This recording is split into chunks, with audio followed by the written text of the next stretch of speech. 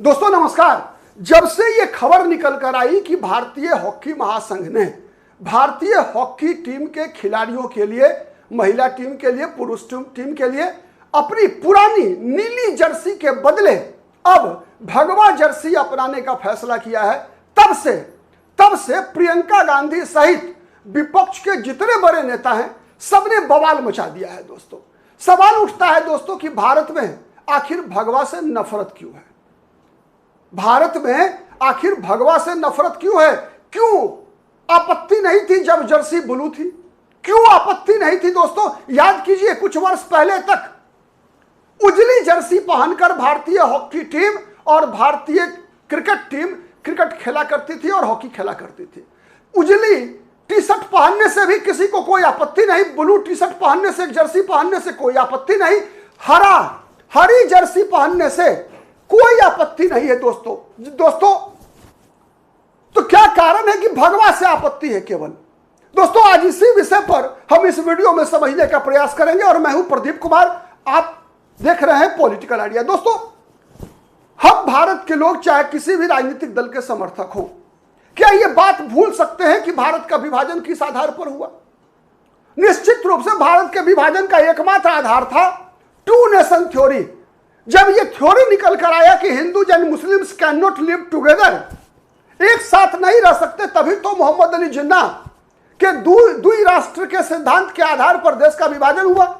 हरी Jersey वालों ने अपना अलग देश बना लिया।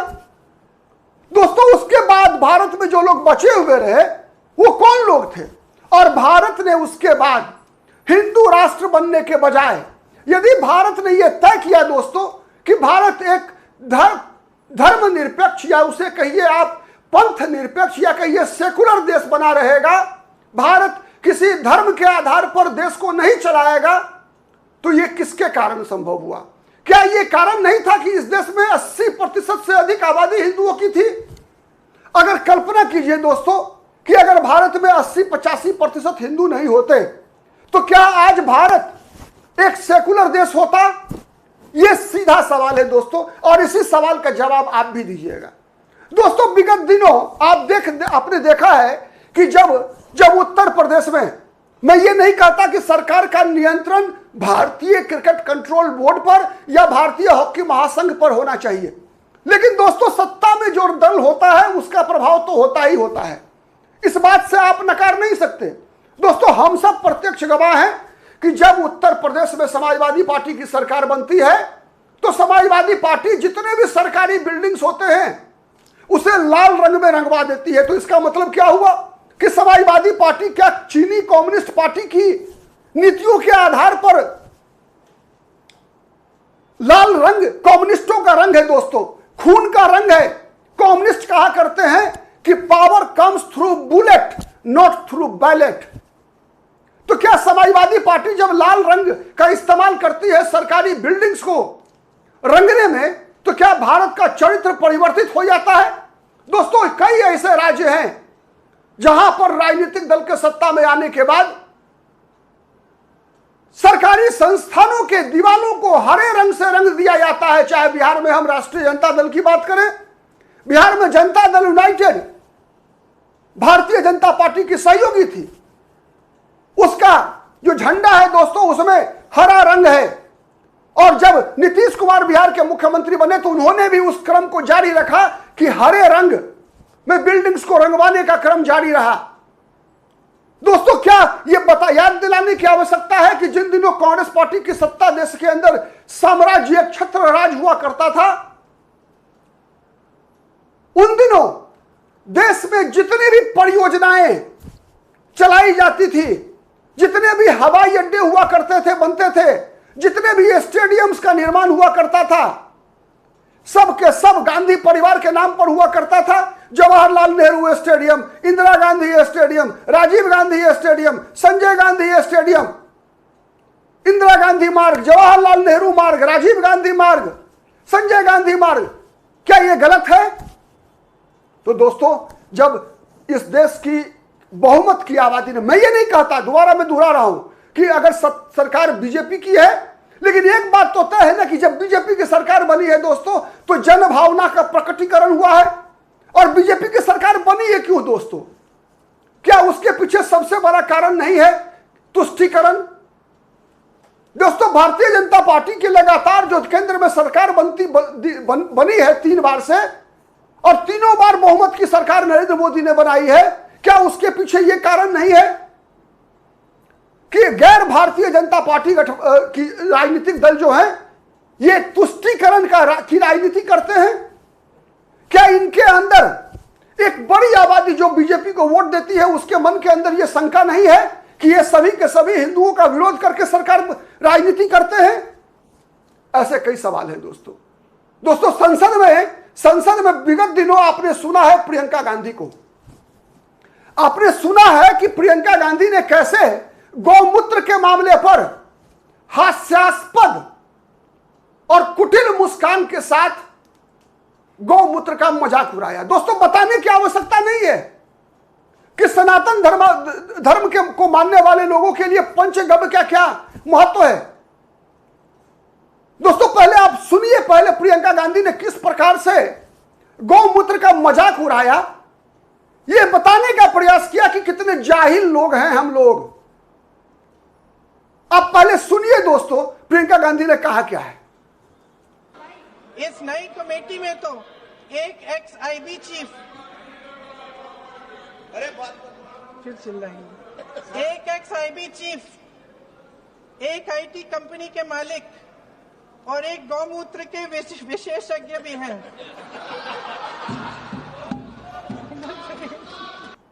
जबकि सच्चाई क्या है मित्रों? सच्चाई समझाने की आवश्यकता है क्या? गौमूत्र पर कितने रिसर्च हो चुके हैं, कितने वैज्ञानिक प्रमाण इसके पक्ष में आ चुके हैं। एक बात सही है कि सुधांशु त्रिवेदी एक विद्वान सांसद हैं।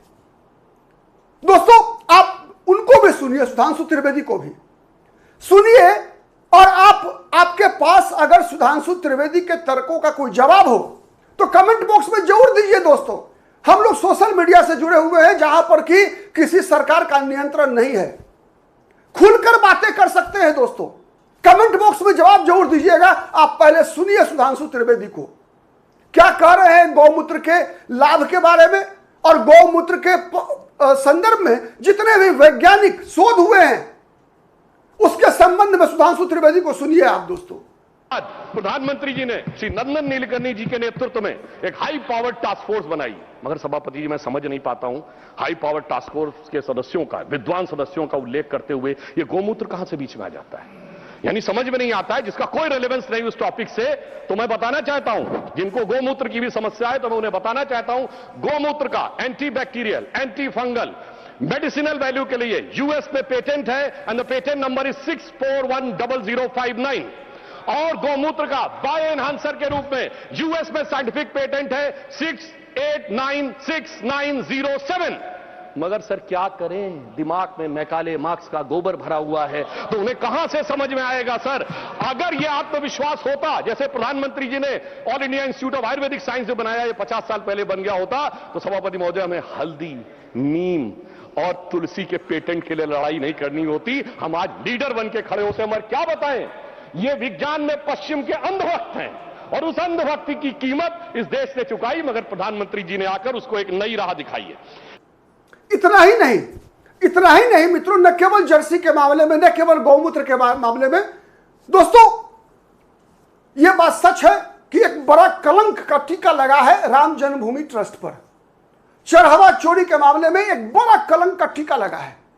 दोस्तों, आप विपक्ष को यह अधिकार है कि उसकी आलोचना करे, उसका जवाब मांगे सरकार से, राम जन्मभूमि ट्रस्ट से आप जवाब मांगे, आलोचना करे उन लोगों की, उनकी गिरफ्तारी होनी चाहिए, उन्हें सजा मिलनी चाहिए, घेरना चाहिए भारतीय जनता पार्टी के लोगों को भी, आरएसएस के लोगों को भी इस मुद्दे पर।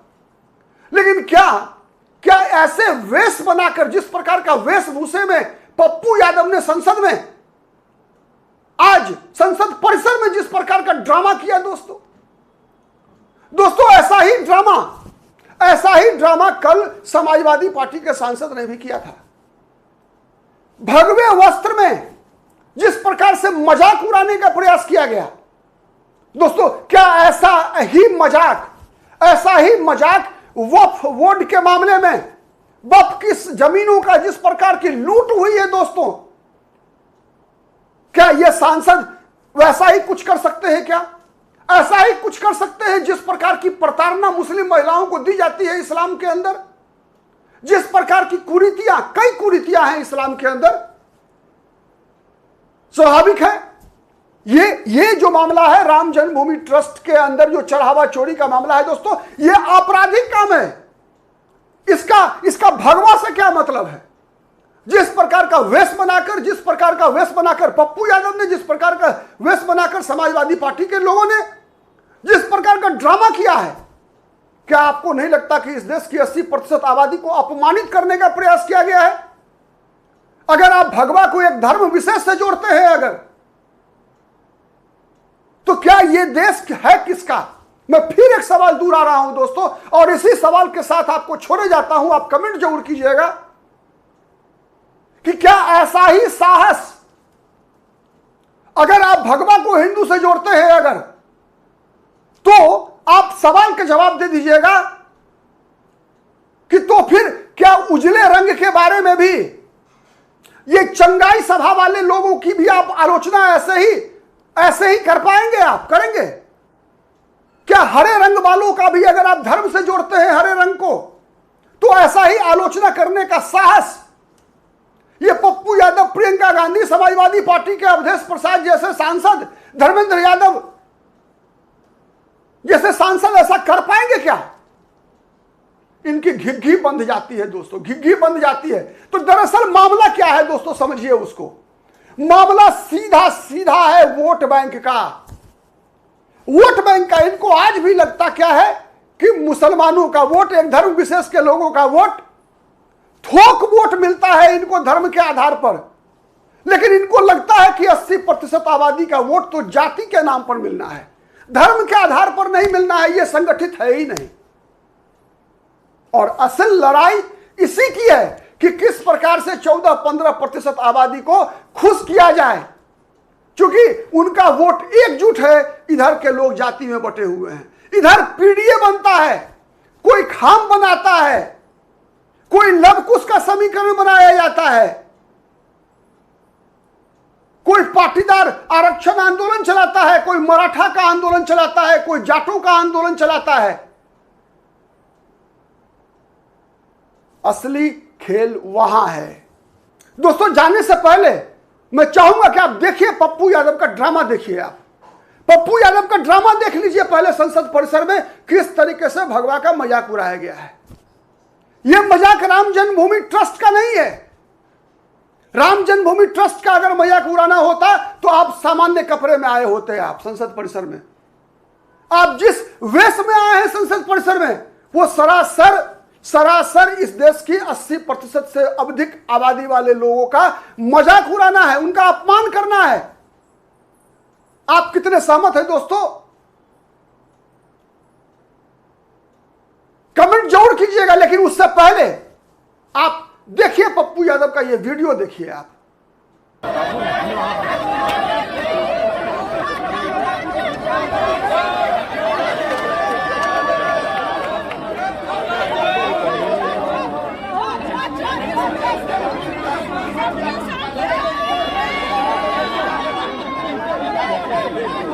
राहुल सर इधर देखिए।